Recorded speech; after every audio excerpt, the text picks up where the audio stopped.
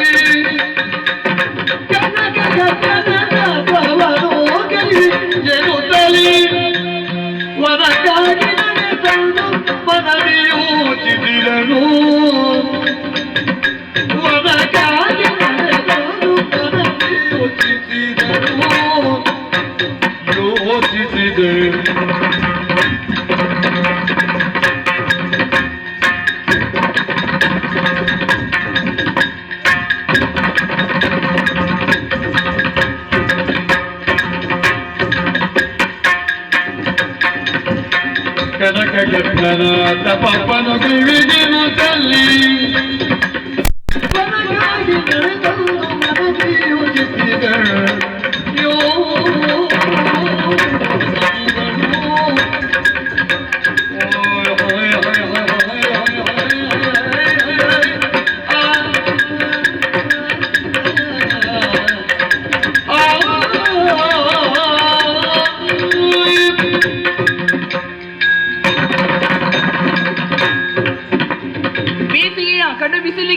ಕಮರಿ ಹೋದಂತ ಬಂಜರು ಭೂಮಿಗೆ ಮುಂಗಾರಿನ ಸ್ಪರ್ಶವಾದಾಗ ಚಿಗುರೊಡೆದು ಪ್ರಕೃತಿ ಮಾತೆ ಹಚ್ಚ ಹಸಿರಾಗಿ ಕಾಣ್ತಾಳೆ. ಆವಾಗ ಮನಸ್ಸಿಗೆ ಎಷ್ಟು ಸಂತೋಷವಾಗುವುದಿಲ್ಲ ಹೇಳಿ. ಇನ್ನೇನು ಹಾಗಾಗ್ತದೆ ಅಂತ ನಿರೀಕ್ಷೆಯಲ್ಲಿ ಇದ್ದವರು ನಮ್ಮಮ್ಮನಾದಂತಹ ದಿತಿದೇವಿ. ಕಶ್ಯಪ ಮುನಿಯ 13 ಮಂದಿ ಪತ್ನಿಯರಲ್ಲಿ ಹಿರಿಯ ಹೆಂಡತಿ ದಿತಿದೇವಿ ನಮ್ಮಮ್ಮ. ನ್ಯಾಯವಾಗಿ ಸಿಗಬೇಕಿತ್ತು ಸ್ವರ್ಗಲೋಕದ ಅಧಿಕಾರ ನಮಗೆ. ಆದ್ರೆ ಏನ್ ಮಾಡುವುದು ಸ್ವಾಮಿ, ನಮ್ಮ ಚಿಕ್ಕಮ್ಮನ ಮಕ್ಕಳಾದಂತಹ ದೇವತೆಗಳೆಂದು ಅನುಭವಿಸ್ತಾ ಇದ್ದಾರೆ. ಸಿಗಬೇಕಾದಂತಹ ಸುರಲೋಕವನ್ನು ಪಡೆಯುವಲ್ಲಿ ನಮ್ಮಮ್ಮ ಅದೆಷ್ಟೋ ಪ್ರಯತ್ನವನ್ನು ಪಟ್ಟವರು, ಗಂಡು ಮಕ್ಕಳನ್ನೆಲ್ಲ ಕಳುಹಿಕೊಟ್ಟವರು.